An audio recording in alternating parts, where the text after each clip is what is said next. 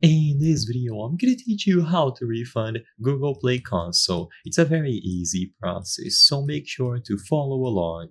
If you manage a specific application and its orders through Google Play Console, you can easily issue a refund for any of them. So to do this, go into the Order Management page on Google Play Console, and in here you can find all of the orders that have been placed under a specific application registered on Google Play Console.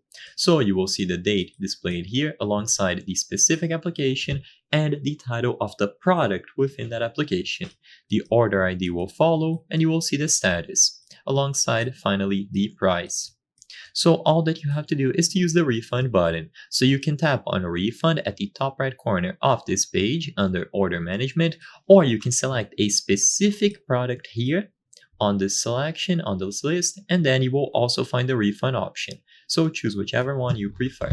Now, once you have selected the specific order number that you will be issuing the refund for, all of its details will be displayed.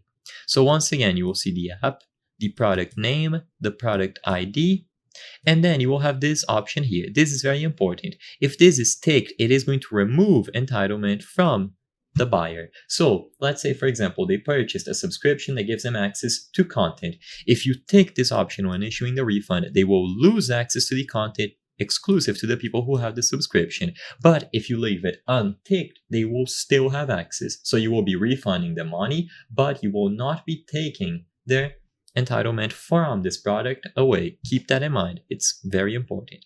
Then you can see the refund amount and the percentage that you want to refund. So if you just want to do a partial refund, you can do something like 50, 25, 75, and so on. 100, of course, is going to be the full refund.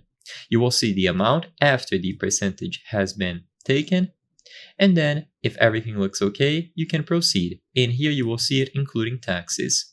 You will see the reason as well. Usually this is not very important, but be transparent on why this item is being refunded. And finally, to actually issue the refund, you choose the option at the bottom, refund, and it is going to go through. So I hope I was able to help you. If this video helped you, please consider subscribing. As you can see, 83% of the people watching our videos are not subscribed. So if you subscribe, you can help us on the channel make high quality videos. Thank you for watching, and I'll see you on the next one.